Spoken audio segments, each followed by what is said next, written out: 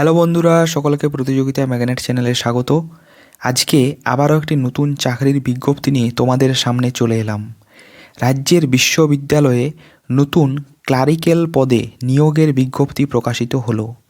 এখানে clerk, attendant এবং technician পদে নতুন নিয়োগ করা হবে।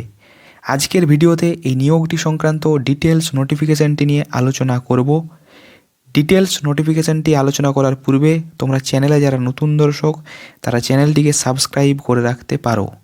তো চলো প্রথমে আমি নোটিফিকেশানটি ওপেন করে নিই, তারপর বিস্তারিত আলোচনায় আসছি। দেখো, ডিটেলস নোটিফিকেশানটি ওপেন করে নিয়েছি। প্রথমেই এখানে একটি অ্যাপ্লিকেশন ফর্ম দেওয়া রয়েছে। এই ফর্মটি ফিল আপ করে তোমাদেরকে কিন্তু জমা দিতে হবে। তো এই ফর্মটি কীভাবে ফিল আপ করবে একবার দেখে নাও। প্রথমে দেখো 1 নম্বরে দেওয়া রয়েছে name of the position applied for, অর্থাৎ তুমি কোন পজিশনে বা পদের জন্য আবেদন করছো এখানে সেটি লিখতে হবে।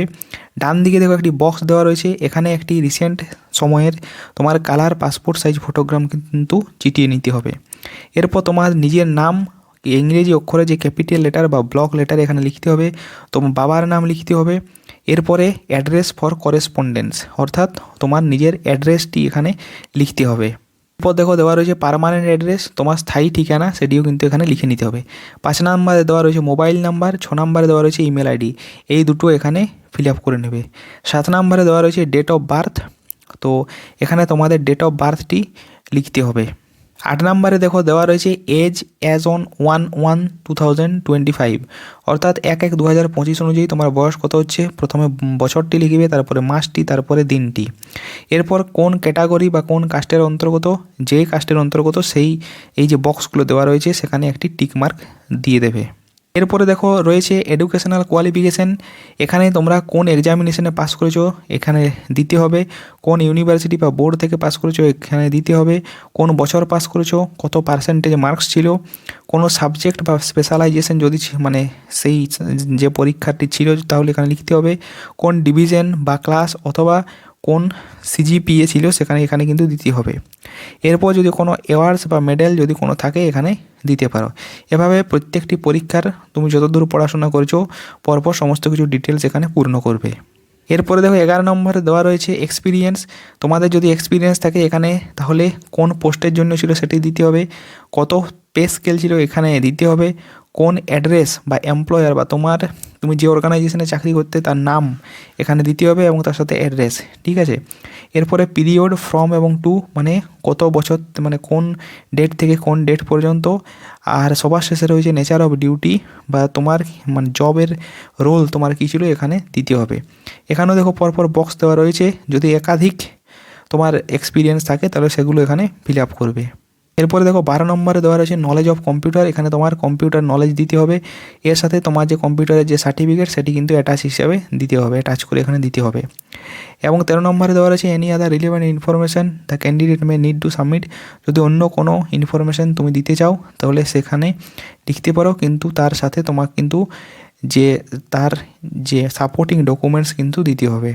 সবার শেষে দেখো রয়েছে ডিক্লারেশন, এখানে তোমার নিজের যে সিগনেচার সেটি এখানে করে নেবে, এখানে প্লেসের নাম এবং তারিখ এই দুটো কিন্তু ফিল আপ করবে। এই গেল সম্পূর্ণ তোমার যে অ্যাপ্লিকেশান ফর্ম সেটি। এরপর আমরা চলে আসব এখানের কোন কোন পদ রয়েছে সে সম্পর্কে। এখানে দেখো প্রথমেই দেওয়া রয়েছে কোন পদের জন্য এখানে তোমরা আবেদন করতে পারো। প্রথমে দেওয়া রয়েছে ক্লারিক্যাল স্টাফ, এখানে 6টি মোট ভ্যাকেন্সি রয়েছে। এই পদটির জন্য তোমাদের যে কোনো শাখায় গ্র্যাজুয়েশন পাস হয়ে থাকতে হবে, এর সাথে কম্পিউটার সম্বন্ধে কিন্তু তোমাদের নলেজ প্রয়োজন এবং মিনিমাম 6 মাসের একটি কম্পিউটার কোর্স কিন্তু থাকা প্রয়োজন। এখানে যদি তোমরা সিলেক্টেড হও প্রত্যেক মাসে 14,000 টাকা করে বেতন কিন্তু পেয়ে যাচ্ছ। পরের পদ দেখো রয়েছে টেকনিশিয়ান, এখানে একটি ভ্যাকেন্সি রয়েছে। এখানে ম্যাট্রিকুলেশন বা এর সমতুল্য পরীক্ষায় পাস হয়ে তোমাদের থাকতে হবে, এর সাথে রেফ্রিজারেশন অথবা এসি মেনটেন্যান্স নিয়ে তোমাদের কিন্তু এক্সপিরিয়েন্স থাকা চাই। এখানে যদি সিলেক্টেড হও তাহলে প্রত্যেক মাসে তোমরা 13,000 টাকা করে বেতন কিন্তু পেয়ে যাবে। লাস্ট পদ রয়েছে অ্যাটেন্ডেন্ট, এখানেও দেখো 6টি ভ্যাকেন্সি রয়েছে।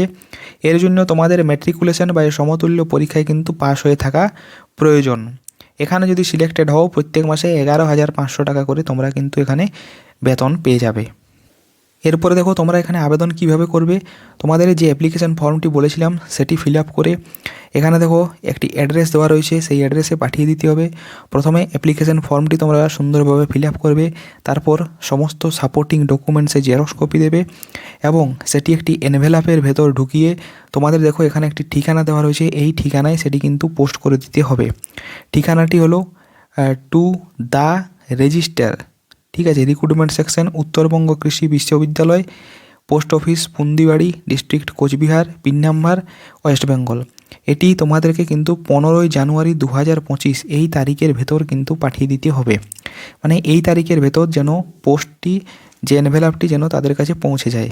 এছাড়াও দেখো যে এনভেলাপটি তোমরা পাঠাবে সেই এনভেলাপের ওপরে এই কথাটি তোমাদেরকে লিখতে হবে, application for the position of. এরপরে যে পজিশনের জন্য তোমরা অ্যাপ্লাই করছো সেই পজিশন, মানে সেই যে পজিশনটি বা সেই পোস্টটির নাম কিন্তু তোমাদেরকে লিখতে হবে এবং এটি পুরোটাই কিন্তু ব্লক লেটারে তোমাদেরকে লিখতে হবে বা ক্যাপিটাল লেটারে লিখতে হবে। এখানে বলা রয়েছে কেউ যদি একের বেশি পোস্টে আবেদন করতে চাও তাহলে প্রত্যেকটি পোস্টের জন্য কিন্তু আলাদা আলাদা অ্যাপ্লিকেশন ফর্ম কিন্তু তোমাদের দিতে হবে।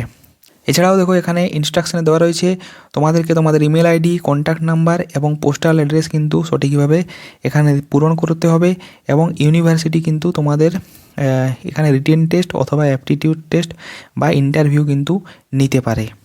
তো এই যে নোটিফিকেশানটি এটি বার হয়েছে উত্তরবঙ্গ কৃষি বিশ্ববিদ্যালয় থেকে, এখানে নিয়োগটি করা হচ্ছে।